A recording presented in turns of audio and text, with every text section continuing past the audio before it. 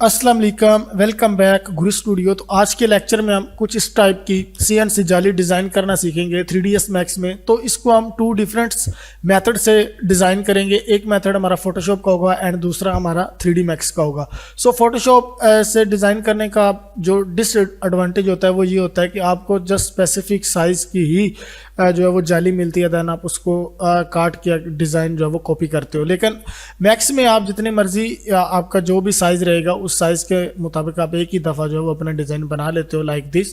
सो इसी को आज हम बनाना सीखेंगे कि इस डिज़ाइन को हम किस तरह बनाते हैं। तो होपफुली आज की वीडियो काफ़ी हेल्पफुल रहने वाली है आपके लिए। सो अगर आप मेरे चैनल पर न्यू हैं और आप 3D max, V Ray, Corona, D5 render and Lumion को फ्री ऑफ कॉस्ट सीखना चाहते हैं तो प्लीज़ चैनल को सब्सक्राइब करें एंड वीडियो को दोस्तों के साथ शेयर ज़रूर करें एंड वीडियो को कंप्लीट वॉच किया करें ताकि आप कि जो भी डाउट्स वगैरह हैं एडवांस मॉडलिंग के हवाले से वो क्लियर हो सकें। सो स्टार्ट करते हैं। यहाँ पे मैंने इस इमेज को जो है वो यहाँ पे ओपन किया हुआ है फोटोशॉप के ऊपर। सो सिंपली आपने यहाँ से लेयर्स को ऑफ कर लेना है और ऑफ करने के बाद आपने कलर पिक कर लेना है। सो मुझे ये गोल्डन कलर अच्छा लग रहा है, इसको मैं पिक कर लूँगा। गोल्डन ब्लैक हो या वाइट कलर हो, आपके पास वाइट एंड ब्लैक हो या कोई भी कलर हो, तो स्पेसिफिक आपने कलर जो है वो चूज़ कर लेना है। सो यहाँ पर मैं गोल्डन को चूज़ कर लूँगा। सिंपली यहाँ पे इस टूल के ऊपर जाना है जिसका नाम है मैजिक वेन टूल। इसको आपने लेना है और इस वाले को सिलेक्ट कर लेना है। सो सिलेक्ट करने के बाद अब ये कुछ सिलेक्ट हुआ है, देन आपने शिफ्ट प्रेस करना है और इसी तरह आपने मल्टीपल इसको सिलेक्ट कर लेना है। सो सिलेक्ट करने के बाद ऑलमोस्ट हमारी सारी पिक्चर जो वो सिलेक्ट हो चुकी है। यहाँ पे थोड़ा सा रहता है। सो ये सिलेक्ट हो गई है। सिलेक्ट होने के बाद अब आपने सिंपली यहाँ पे जाना है पाथ पे। पाथ पे जाने के बाद डाउन अगर आप आएंगे तो यहाँ पे आपको ऑप्शन मिलेगा। यहाँ पे आपने सिंपली मेक पाथ कर लेना है, ठीक है। इसके ऊपर आप क्लिक करेंगे तो आपको ऑप्शन मिल जाएगा। सो सिंपली इसके ऊपर आपने क्लिक करना है। सो अब हमारा जो पाथ है वो क्रिएट हो चुका है। अब आप दोबारा लेयर्स में जाएंगे और लेयर्स में जाने के बाद इसको ऑफ करेंगे तो ये हमारा जो पाथ है वो क्रिएट हो चुका है। सो सिंपली अब आप इस फाइल को आपने एक्सपोर्ट करना है। सो सिंपली मैंने फाइल में जाना है। फाइल में जाने के बाद हम जो है एक्सपोर्ट में जाएंगे और एक्सपोर्ट में जाने के बाद आपको ये चाहिए पाथ टू इलस्ट्रेट। सो इस फॉर्मेट में आपने इसको जो है वो एक्सपोर्ट कर लेना है। सो इसके ऊपर मैं क्लिक करता हूँ और यहाँ पे मैं ओके करता हूँ। ओके करने के बाद फाइल को नेम देते हैं लाइक CNC जाली, CNC जाली। ओके। सो इसको मैं यहाँ पे सेव कर देता हूँ। सेव करने के बाद सिंपली अब आपने मैक्स में आना है। इसको मैं डिलीट कर देता हूँ। यहाँ से हम एक दफ़ा से मैक्स को अपने को रीसेट कर देते हैं। Don't save, yes, okay. So अब ये हमारे पास रीसेट हो चुका है। अब हमने उस फाइल को यहाँ पे इंपोर्ट करना है। सो सिंपली हम इंपोर्ट करेंगे, इंपोर्ट देन मर्ज एंड अब हम दोबारा से यहाँ पे जाएंगे, डाउनलोड में जाएंगे और यहाँ पे हम ऑल फाइल्स करेंगे। ऑल फाइल्स करने के बाद ये हमारे पास CNC जाली .ai आपने इस फॉर्मेट में फाइल लेनी है .ai में। सो सिंपली यहाँ पे हम ओके करेंगे। ओके करने के बाद ये ओपन, ओके।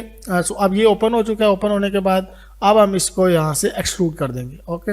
सो सिंपली हम यहाँ पे एक्सट्रूड करेंगे। सो एक्सट्रूड करने के बाद अब ये जाली हमारे पास क्रिएट हो चुकी है। सो इसको हम थोड़ी सी वैल्यू दे देते हैं, ओके।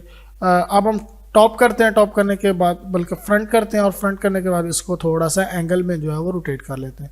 सिंपली यहाँ पे मैं 90 करता हूँ। 90 करने के बाद अब हम इसको रोटेट कर लेते हैं लाइक दिस, ओके। सो अब ये डिज़ाइन हमारे पास जो है वो क्रिएट हो चुका है। लेकिन अब ये बिल्कुल थोड़ा सा डिज़ाइन क्रिएट हुआ है। सो इस डिज़ाइन को आपने मज़ीद अगर डिज़ाइन करना है तो इस स्लाइस यूज़ कर सकते हैं। आप किसी एक पार्ट को यहाँ से डिलीट कर लें या कट कर लें तो दैन आप मल्टीपल उसकी कॉपी कर सकते हैं। उसके बाद अब हम जो है वो मैक्स में इसको किस तरह बनाते हैं। लाइक मुझे एक CNC जाली क्रिएट करनी है 10x10 या 20x20 या 30x30 की। सो सिंपली यहाँ पे मैं एक साइज़ दे लेता हूँ और ये मेरे पास साइज़ है और इसकी वैल्यू को मैं 20 फीट कर देता हूँ। दैन मुझे विड्थ चाहिए अराउंड 30 फीट। सो ये हमारे पास 30 फीट। ये एक हमारे पास जो है प्लान हमने क्रिएट कर लिया और इसकी हमने सेगमेंट्स को जो है वो बढ़ा देना है। लाइक हमें 15 रखने हैं, ओके। F4 हम प्रेस करते हैं और ये डाउन वाले भी हम 15 कर देते हैं कुछ इस टाइप से, ओके। लाइक 15 की बजाय हम 20 कर देते हैं डाउन वाले। सो ये हमारे पास कुछ इस टाइप की शेप जो है वो क्रिएट हो चुकी है। अब आपने सिंपली इसको कन्वर्ट टू एडिटेबल पॉली करना है। एडिटेबल पॉली करने के बाद आपने अपनी सारी पॉलीगॉन्स को सिलेक्ट कर लेना है और सिलेक्ट करने के बाद आपके पास यहाँ पे एक ऑप्शन मिलेगा, अपने मॉडलिंग में जाना है और मॉडलिंग में जाने के बाद ये सारे ऑप्शंस जो हैं वो आपको मिल जाएंगे, ठीक है।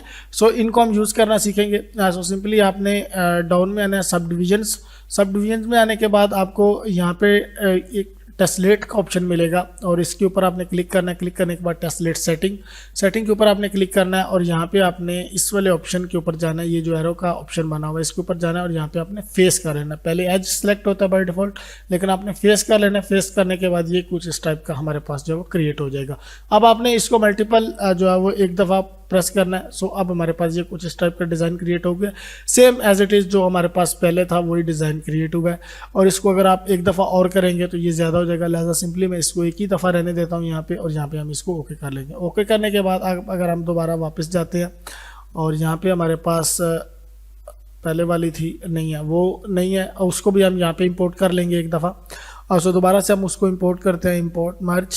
ओके, सो AI जाली इसको हम इंपोर्ट कर लेते हैं यहाँ। ओके ओके, और ये हो चुकी है। अब हम इसको जो है वो यहाँ पे कर लेते हैं फ्रंट, और फ्रंट करने के बाद इसका थोड़ा सा साइज़ जो है वो हम बढ़ा देंगे अपने अकॉर्डिंग। सो इसको मैं स्केल कर देता हूँ एक दफ़ा, थोड़ा सा हम स्केल कर देंगे। स्केल करने के बाद इसको साथ में रखते हैं। ओके, और साथ में रखने के बाद अब हम इसको जो है वो एक्सट्रूड कर देते हैं। ये हमारे पास एक्सट्रूड हो जाएगा। एक्सट्रूड होने के बाद कुछ इस टाइप का हमारे पास डिज़ाइन आ गया। फ्रंट हम कर लेते हैं और अब ये वाला डिज़ाइन और ये वाला डिज़ाइन ऑलमोस्ट सेम लग रहा है हमें। ओके, सो हम एक दफ़ा देख लेते हैं।